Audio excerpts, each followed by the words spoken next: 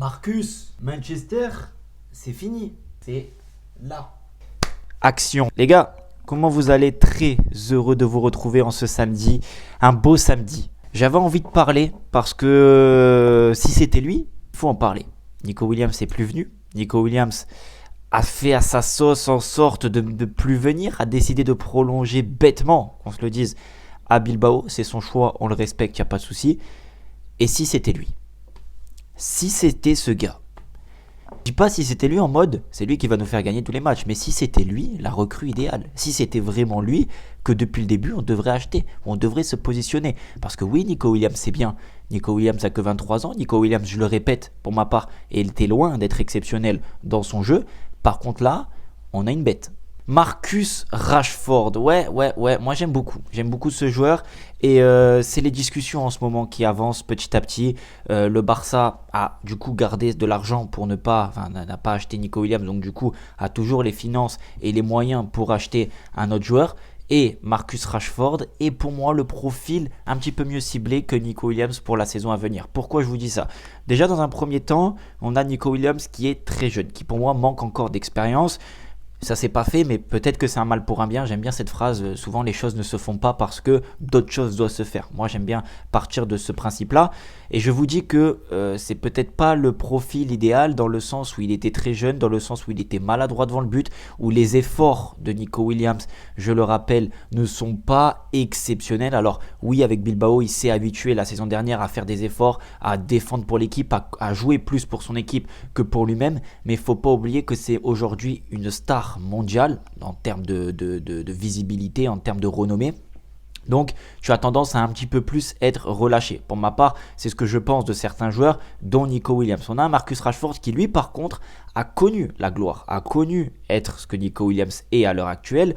Et aujourd'hui, il est dans une situation un petit peu plus compliquée. Donc la tête sur les épaules, 27 ans pour Marcus Rashford, il va sur ses 28 ans. Force de l'âge en plein dedans. Donc une très grande expérience. Et j'ai envie de rajouter par là, il a envie de partir de Manchester United. Ça y est, c'est à clé, c'est bouclé. Amorim ne compte pas sur lui, Manchester ne compte pas sur lui. Et lui, Marcus Rashford, son idée, elle est claire. Venir au FC Barcelone. Donc maintenant, je vous pose la question. Peut-être qu'à l'heure actuelle, Nico Williams est meilleur que Marcus Rashford, est plus en jambes, est plus affûté et un petit peu plus de temps de jeu, plus de matchs que Marcus Rashford sur ces dernières années, il n'y a pas de souci.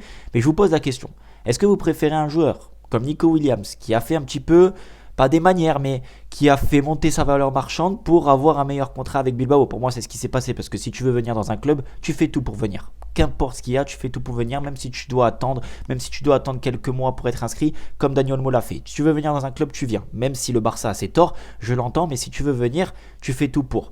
Nico Williams ne l'a pas fait, a préféré faire grimper son salaire, grimper sa valeur marchande pour s'offrir un meilleur contrat, tout simplement. Et d'un autre côté, on a Marcus Rashford qui lui a envie de venir, qui lui s'abonne sur Instagram, j'ai vu à Rafinha, a commencé à s'abonner à Pedri, au FC Barcelone, qui aime des vidéos du Barça. Ça veut dire qu'il envoie des messages, il a envie de venir au FC Barcelone.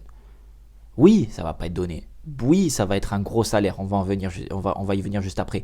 Mais un joueur qui a envie de venir sincèrement, réellement, et un joueur qui a juste envie de venir pour faire monter sa valeur marchande, le choix il est vite fait. Et c'est pour ça que je vous ai dit tout à l'heure, peut-être que dans la vie, les choses ne se font pas pour que d'autres choses se fassent.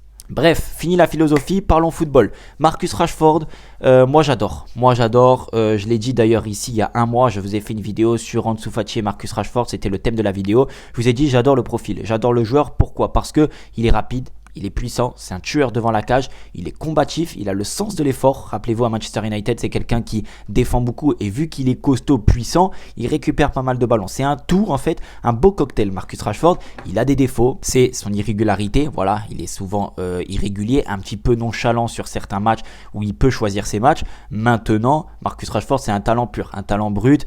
Parlons juste des stats, s'il vous plaît, 426 matchs en carrière avec Manchester United, 138 buts. Alors vous allez me dire, ouais, il a mis que 138 buts en 426 matchs, c'est énorme en première ligue. Je vous le dis, sachant que sur les dernières années, sur les 5-6 dernières années, il n'était pas toujours titulaire. Rappelez-vous toutes les grands numéros 9 qui sont venus à United où il a été remplacé et malgré tout, à chaque fois, une saison, il marquait 7, 8, 10. Une saison même, il a fait 21 buts, je crois que c'était il y a 3 ans, il me semble, 3 ou 4 ans.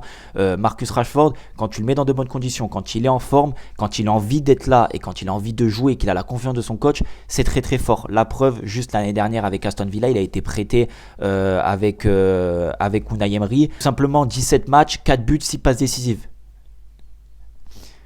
Donc il est décisif 10 fois sur 17 matchs, sachant en plus de ça qu'il n'était toujours pas titulaire, il faisait des rentrées de match ou alors il sortait en cours de match, donc il n'avait pas 90 minutes à chaque fois, et malgré tout il était bon, il a été très important dans les grands matchs avec Aston Villa. Je vous rappelle la course à l'Europe pour Aston Villa en Première Ligue, la course à la Ligue des Champions avant d'affronter le PSG. Marcus Rashford était un élément important, tout comme Asensio et tout comme les joueurs qui ont rejoint Aston Villa pendant cette période. Ce que je veux dire, c'est que c'est un attaquant que quand il est en confiance, quand il joue, quand il est bien dans son club et quand il est tout simplement en paix autour de lui, avec lui-même plutôt, ça marque et c'est très fort. C'est important pour l'effectif.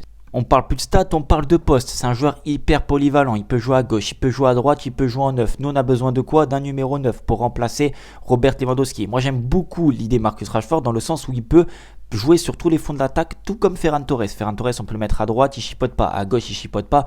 En neuf, il chipote pas. Et pourtant, il marque des buts. Donc, c'est pour vous dire à quel point être en accord avec déjà soi-même, se dire que je vais venir au Barça, que ce soit Rashford ou Ferran Torres, on prend l'exemple de Ferran, mais Rashford, ça va être la même chose. Je vais venir au Barça, je sais que je vais pas jouer titulaire parce que il y a des joueurs qui sont en place, il y a des joueurs qui ont fait une grosse saison et je peux pas aujourd'hui passer de remplaçant à Manchester United à titulaire au FC Barcelone, la deuxième meilleure équipe d'Europe. C'est pas possible, il le sait. S'il est en accord avec lui-même et que petit à petit il remplace Lewandowski qui commence à marquer des buts, les gars, quand tu as envie d'être dans un projet commun, un projet de groupe, tout va bien se passer si tu es en accord avec toi et avec le club. Et pour moi, Marcus Rashford est dans cette idée-là qui doit venir et je pense qu'il est réellement dans cette idée-là. Moi, j'ai envie de m'appuyer sur quelque chose avant de parler de prix, etc.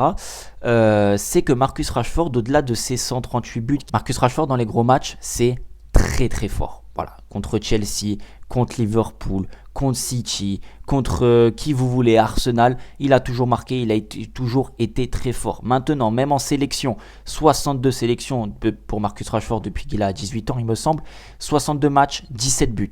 Donc il est aussi présent en sélection, il marque aussi des buts, c'est des stats pour moi qui sont importantes, on pourra me dire ce qu'on veut, c'est sûr que c'est pas des stats et des ratios de Lewandowski et de Lionel Messi ou Ronaldo, mais c'est des belles stats, 62 matchs, 17 buts en sélection, 17 buts en sélection, il n'y en a pas beaucoup qui en mettent dans leur carrière, et Marcus Rashford à 27 ans a déjà mis 17 buts, sachant qu'il est plus autant sélectionné qu'avant, et pourtant il a de bonnes stats. Maintenant parlons d'argent, bien sûr Marcus Rashford il est sous contrat jusqu'en 2028, donc il va falloir débourser aux alentours des 40 millions d'euros, on l'avait dit, on le sait, allez voir les actualités, ça parle beaucoup de ce genre de transfert, sa valeur marchande d'aller autour des 50 millions d'euros, voilà, ça c'est autour des 50, je pense que le Barça peut l'avoir à 40-45 millions d'euros et ça sera moins cher que la clause libératoire de Nico Williams, donc en fait tu gagnes au change et peut-être que tu gagnes même sur le terrain, je trouve ça très très très important. Donc pour terminer, où est-ce que je placerai Marcus Rashford si jamais il vient?